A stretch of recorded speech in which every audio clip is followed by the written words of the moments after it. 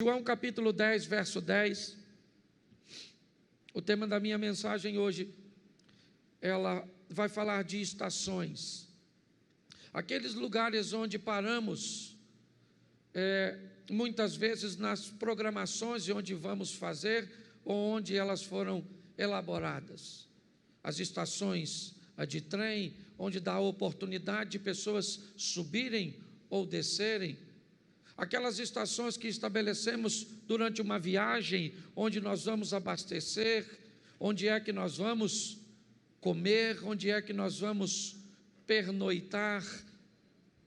Deus colocou uma palavra no meu coração, e ela tem a ver com esse texto. Coloque, por favor, o texto, João 10, 10.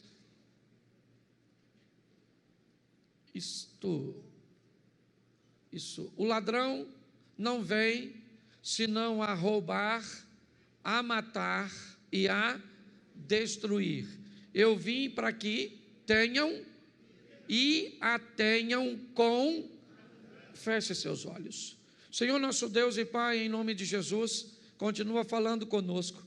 Usa-me, ó Deus, como um canal de bênção, pelo poder do nome de Jesus. Amém. Glória a Deus.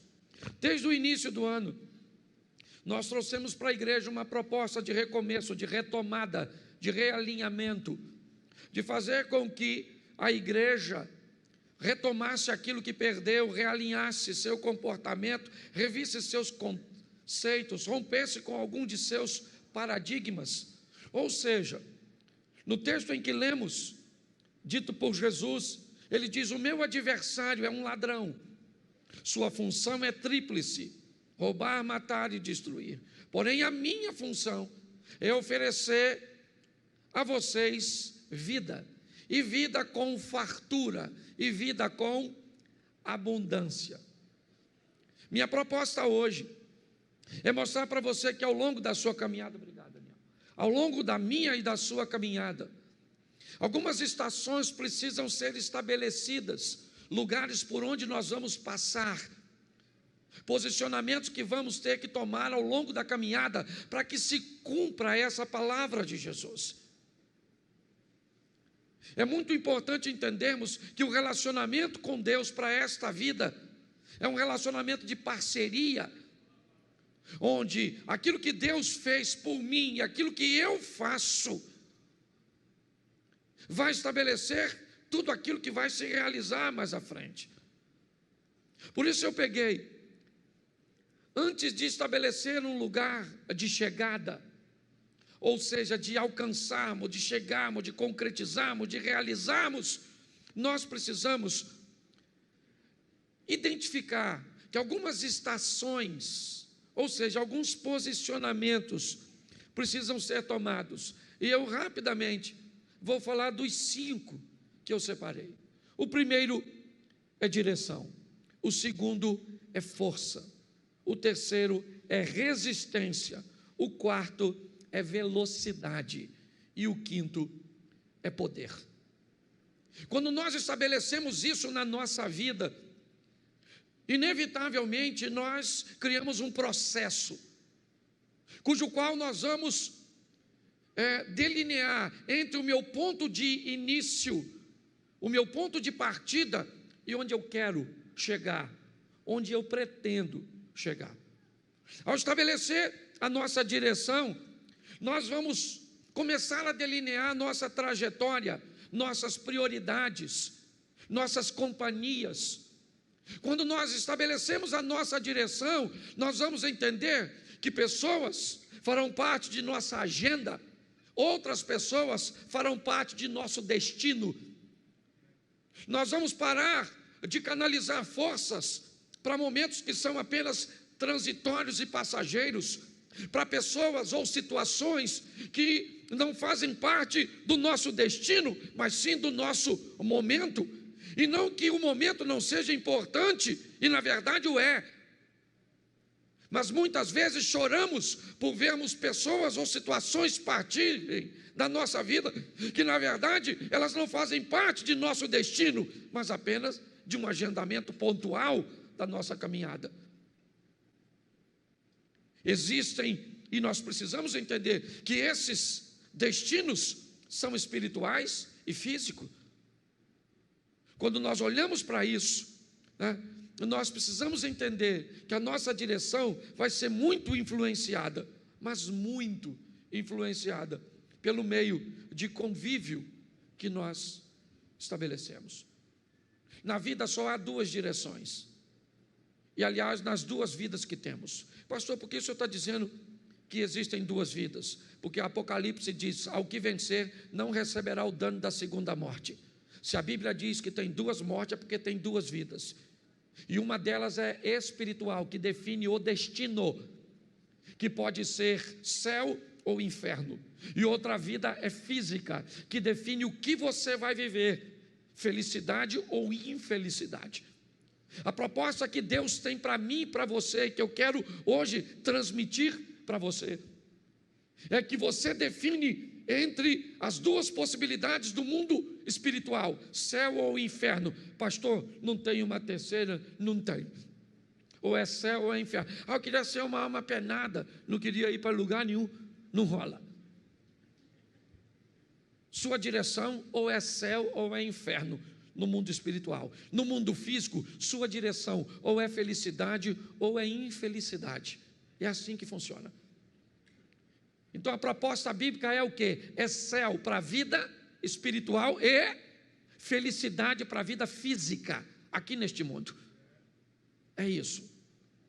Quando nós olhamos, por isso Jesus diz: eu vim para que tenham vida e a tenham em... Ou seja, você vai ter uma vida extraordinária nesta terra, só não vai ter se você fizer escolhas erradas. E além de tudo, você vai depois estar com Deus. E o que a Bíblia me diz para que eu possa criar ou estabelecer uma direção correta? Primeiro é saber para onde eu estou indo. A Bíblia diz que ouvir pessoas, buscar conselhos é importantíssimo para o desfecho da fase da direção, que é a primeira fase. Quando somos crianças, adolescentes, normalmente nós não pensamos em direção, nós simplesmente vivemos. Mas quando vamos entrando na juventude, inevitavelmente a vida ela vai nos levando para uma fase de responsabilidade, onde ela vai requerer de mim e de você qual a direção, é céu ou inferno? Qual é a direção? Lembra por que não batizamos crianças? Porque elas ainda não têm a escolha da direção. Mas quando isso passa, inevitavelmente, a vida pede dela, céu ou inferno, felicidade ou infelicidade. Só tem duas direções. Você não tem como caminhar para céu e inferno simultaneamente, porque não se pode servir a dois senhores ao mesmo tempo. E você não consegue ser feliz ou infeliz simultaneamente. Você pode ter alegria e tristezas, coisas envoltas em momentos. Você pode parecer ser feliz por causa de uma euforia, aquilo que vem de fora para dentro. Mas o que a Bíblia está dizendo é que eu posso encontrar isso na fase dos aconselhamentos, certo? Porque quem não sabe sua direção corre dois riscos: o primeiro, de não ir a lugar nenhum, e o segundo, de andar em círculos. Tem gente que a vida gira, certo? Simplesmente não avança. Você encontra alguém hoje e você encontra ele daqui a 10 anos e ele está no mesmo lugar. E ele tem movimento, ele só não tem ascensão, ele só não tem crescimento, ele só não tem avanço. E não é disso que eu estou falando. Eu estou falando de glória em glória, de fé em fé, para que amanhã seja melhor do que hoje, para que a manifestação de Deus amanhã na nossa vida seja superior àquilo que nós estamos vivendo hoje. Quem não tem direção, você pergunta para ele onde ele se vê daqui a 5 anos, ele não sabe. Esse dia eu estava mostrando o terreno da igreja para alguém, e alguém me perguntou: pastor, onde o senhor se vê daqui a 5 anos? Eu falei: dentro da igreja aqui, pregando para 2.500, 2.800 pessoas. Quem não tem direção, não tem perspectiva de futuro. Então, a Bíblia diz que eu preciso ouvir pessoas e buscar conselhos, mas presta atenção em Provérbios 11, 14. Coloca para mim, por favor, Provérbios, capítulo 11, verso 14. Eu vou dar mais uns 4 ou 5 versículos, então, por favor, fique atento, eu acabei não combinando com vocês. Provérbios 11, 14. Isso. Vamos lá? Não havendo sábia direção ou sábios conselhos, o povo, mas na multidão dos... Preste atenção, você precisa de conselho, sim ou não? Sim ou não? Mas de que tipo de conselho? De gente sábia. Ok? Para você ter uma boa direção, você tem, certo? Que buscar viver perto de quem tem sabedor, porque conselho de cabeça de bagre não vai te levar a lugar nenhum. Quanto mais rápido você descobrir qual é a direção, para onde você está indo, qual é o seu fim, qual é o seu destino, onde você se vê daqui a 5 anos, a 10 anos. Pastor, isso é se preocupar com o futuro? Não, isso é planejamento de vida. É assim que funciona, tanto no mundo espiritual, quanto no mundo físico. Está lá, a água nos artelhos, a água nos joelhos, a água nos lombos, a água, certo? E depois eu não consegui. O que é isso? Isso são níveis. E nós precisamos entender e olhar para esse ambiente. Porém, já que eu estou falando de caminhada e de vida, tome cuidado, porque ao longo da vida, você pode encontrar sábios, pessoas sábias que estão perdidas. Então, às vezes, você pode receber um conselho extraordinário de um bêbado. Esse dia, eu ia dar aula num local, ia ministrar uma aula, chegou um camarada na minha casa, e ele me deu uma aula extraordinária, alguém que eu não imaginava que ia me ensinar tanto, me ensinou naquele dia. Mas cuidado, porque você pode receber um conselho de loucos que têm direção. Preste atenção, na vida você pode encontrar sábios que estão perdidos e vão te dar um conselho sábio, e loucos que têm direção e que vão te levar para mais longe de Deus do que você pode imaginar, porque estão envoltos em seus resultados. Lucas 12, 20, coloca para mim isso, e vai dar o entendimento do que Jesus está dizendo. Lucas 12, 20, eu não sei se eu consigo falar de todos os pontos aqui, mas vamos lá. Mas Deus lhe disse: louco, esta noite te pedirão a tua, e o que tens preparado para quem será? Essa é uma história que Jesus está contando de alguém altamente rico, altamente focado e direcionado, alguém que está disposto a ganhar o mundo.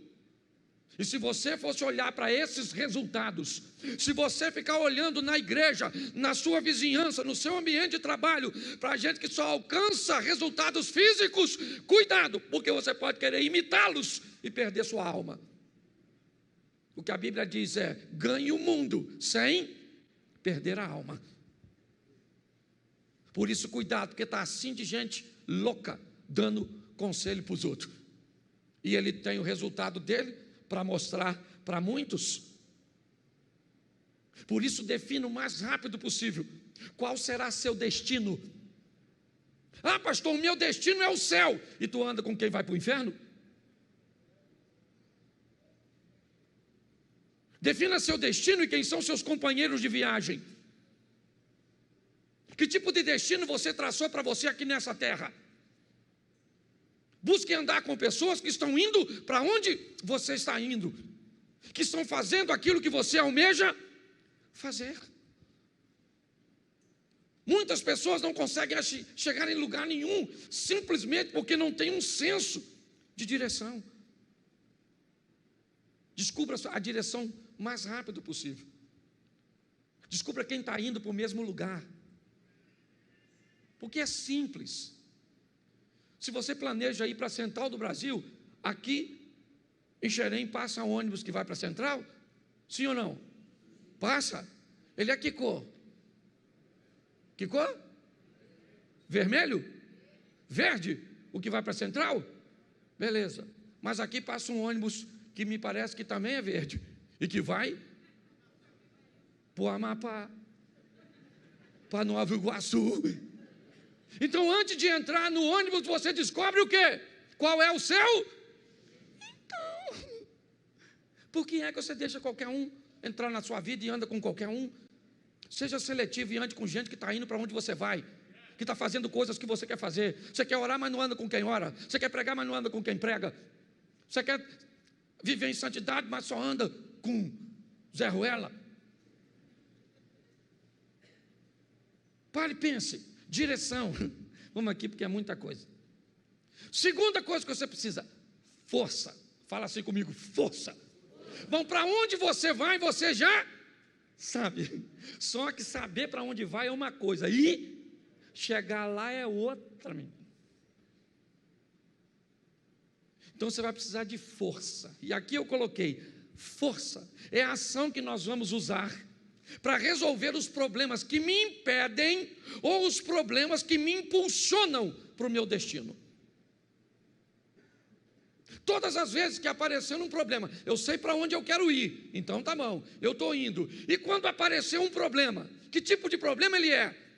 Ele é um problema que eu preciso resolver porque ele está me impedindo, ou ele é um problema que eu preciso resolver porque ele vai me impulsionar, ele vai me arremessar para onde eu planejo ir. Eu preciso usar força. Muitas pessoas estabelecem sua direção, seu destino, mas basta se deparar com alguma dificuldade, com algum obstáculo, seja ele, certo, de falta de recursos ou de situações complexas. Sabe o que aquelas pessoas fazem? Se elas tiverem forças, elas resolvem esses problemas. Se elas não tiverem forças, elas mudam seu destino. Já que eu não consigo ser engenheiro, eu vou conseguir ser pedreiro. Mas não deu para ser pedreiro, porque eu queria fazer engenharia civil, vou ser servente. E não deu para ser servente. Ou seja, todas as vezes que aparece um obstáculo, ela não tem força para lutar. E ela muda para um ambiente que ela acha que é mais. E quando ela chegar lá, o que é que tem? Outros obstáculos. Porque todos os lugares que nós formos, seja qual for, nós vamos enfrentar ali. Por isso, coloca aí para mim Josué capítulo 1, verso 7. Porque a sua vida, ela vai pedir de você força. Ela vai requerer de mim e de você: aprenda a lutar. Contra o quê? Contra os obstáculos. Está aí. Olha só. Então somente esforça-te e tem muito bom ânimo para teres o cuidado de fazer conforme toda a lei que meu servo Moisés te ordenou. Dela não, preste atenção, olha aqui, o que ele está dizendo: tenha força para se manter na direção, dela não se desvie nem para a direita nem para. O que ele está falando aqui do que eu falei anteriormente. A direção foi estabelecida, mas para ficar nela, eu vou ter que ter força. Esforça-te. Vou dar para vocês terra de jebuseus, cananeus, heteus, filisteus, terra que manda leite e mel, está tudo lá. Mas esforça-te. Vai lá e vai lutar, porque eu vou dar vitória para vocês. Ah não, eu quero uma terrinha que não tem ninguém. Nós precisamos de força. É uma das estações. A primeira é a direção. Já sei para onde eu vou. E a segunda que eu vou ter que parar é força. Terceira, resistência. A caminhada de fé, ela não é reconhecida pela velocidade, mas pela resistência. Aquele que souber poupar suas forças e usá-las no momento certo, terá melhor resultado. Você já viu gente que entra na igreja, se converteu, mas pensa numa pessoa, descobriu a direção, o céu, e acha que agora aceitou Jesus, super-homem, Mulher Maravilha, e começa a fazer tudo, e faz tudo, e participa de tudo, e de repente, cadê a pessoa? Sumiu. Falava até mal de tu, que tu era meio devagar. E você olha e cadê? Lhe faltou o quê? Usar a força certa para a coisa certa, gente. Pare de canalizar suas forças para lugar errado. Senão você vai esmorecer na caminhada. Fica na igreja olhando para quem não deve. Fica. Pastor, vou embora daqui. Descobri que ir para o céu é muito difícil. Vou lá para o concorrente. Ah, pastor, não dá não. Ah, não dá não. Você sabe quantas vezes, nos 7 anos que a igreja está fazendo, que eu já tive vontade.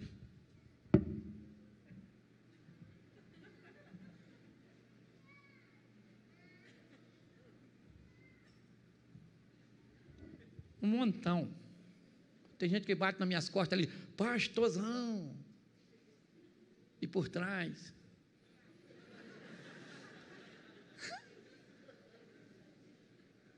Assim, ó. E eu tenho que ser resistente. Teve gente que já me abordou ali, mas falou uns 20 palavrão comigo. Xingou eu, minha mãe, minha avó, minha tia, os parentes meus que não nasceu. Xingou eu de tudo. E se eu falo para ele, vai lamber sabão, metade da igreja desvia. Porque eu não posso falar. Então eu tenho que ser resistente. Falo para você mesmo, já tive vontade. E já falei com a minha mulher, filha, vamos embora. Nós podemos morar em qualquer lugar desse mundo hoje, louvado seja o eterno. Nossos filhos já estão criados aí, certo? Vamos embora, eu e você, no mundo afora. Balão mágico, uma coisa desse tipo.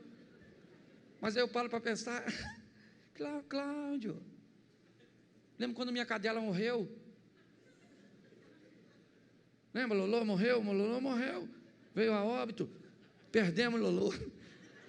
E aí então, eu falei, nossa, sofri tanto por causa de Lolô, que eu falei, não quero mais, cachorra, chega, nunca mais. E o Espírito Santo falou ao meu coração, está machucadinho, não quer mais não, só por causa de uma decepção ruim, ou por uma situação ruim. Meu irmão, resistência, use a força certa. Você tem um pedaço de pau em casa, certo?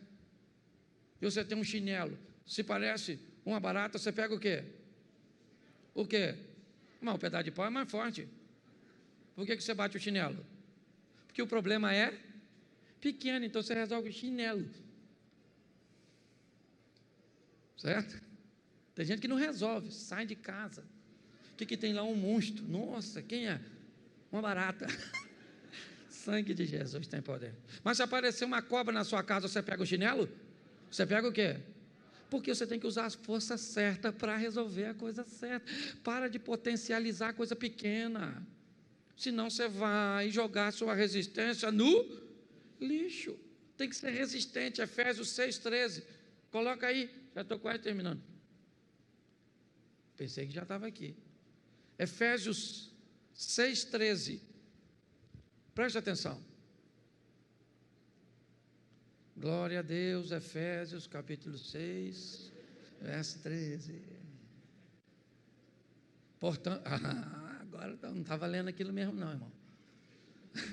Portanto, tomai toda a armadura de Deus para que... Isso é uma mensagem fragmentada. Para que possais resistir no dia... Para que possais... Não. Volta lá no resistir, porque eu estou falando de resistência. Para que possais... Isso aí, meu filho, lembra? O que está acontecendo nesse capítulo de Efésios? Está falando da armadura de... Para você estar protegido, é capacete na cabeça, é couraça, é escudo, é sandália no pé. Para quê? Para que você seja resiste. Porque cada dia traz consigo o seu mal. Você quer chegar, querido, no final? Seja resiste. Porque está assim de gente falando pelo caminho. Sim ou não? É gente divorciando. Você já teve vontade de divorciar? Não fala não, você que é casado. Provavelmente você já teve vontade de matar seu cônjuge dormindo. Certo? Mas você foi resistente. Sim ou não? Isso, vamos lá, vamos adiantar aqui. Quarto, então primeiro vamos voltar lá no início. Você tem que ter direção, depois você tem que ter força, depois você tem que ter...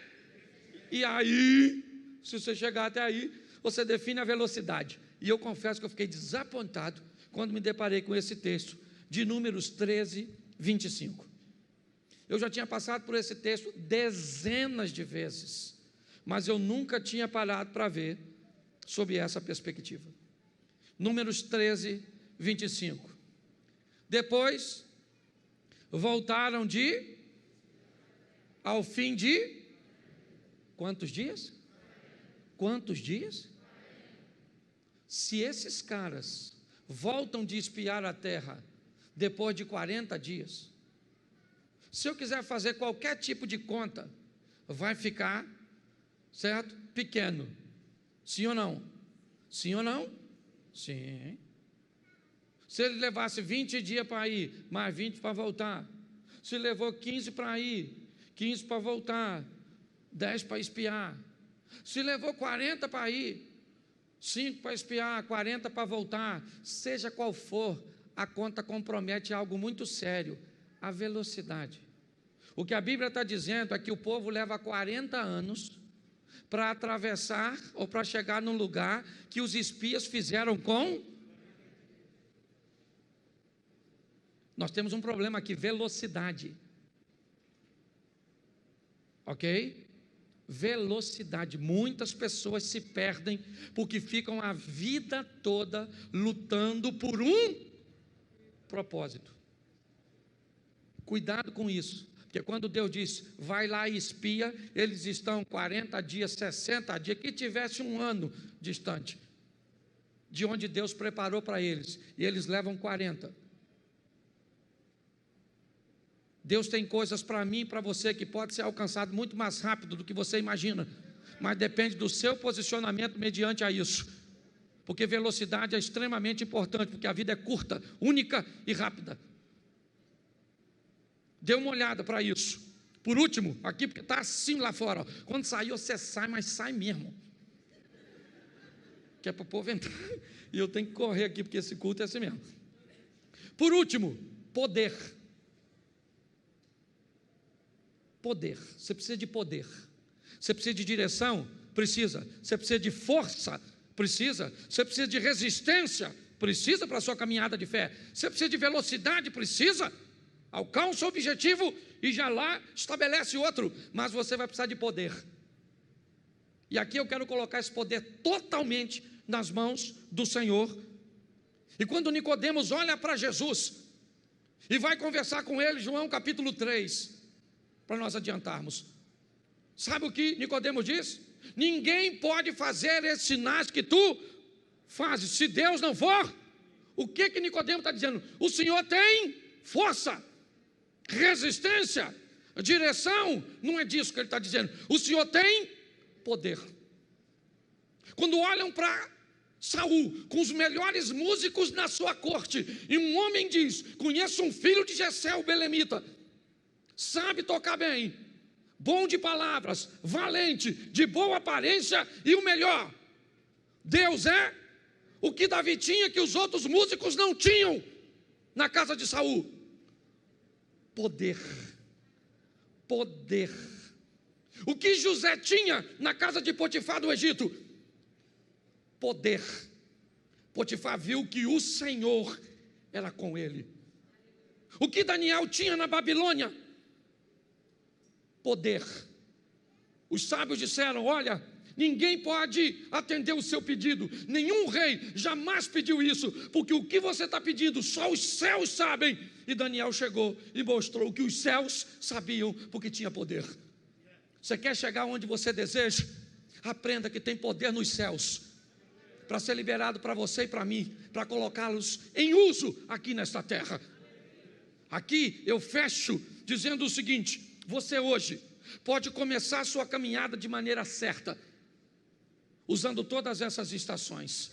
Você hoje pode definir em qual estação você se encontra e que talvez te paralisou, e você não consegue passar dela. Pastor, eu tenho direção, Eu tenho até força, mas minha resistência é fraca. E eu fico migrando. Defina onde você está. E a terceira, organize a sua caminhada para que você consiga agilidade na conclusão. Muita gente, eu conheço assim de gente, está há muito tempo lutando por uma coisa e não sabe se é o que Deus quer, se está na hora certa, se faz, se não faz, e aí fica migrando, porque quem não sabe para onde vai, acaba não indo a lugar nenhum. Porque todo aquele que invocar o nome do Senhor será salvo. Como, pois, invocarão aquele em quem não creem? E como crerão naqueles de que não ouviram? E como ouvirão, se não há quem pregue? E como pregarão, se não forem enviados? Como está escrito: quão formosos os pés dos que anunciam o evangelho de paz, dos que trazem alegres novas de boas coisas. Mas nem todos têm obedecido ao evangelho, pois Isaías diz: Senhor, quem creu na nossa pregação? De sorte que a fé é pelo ouvir, e ouvir pela palavra de Deus. Romanos capítulo 10, versículo 13 ao 17.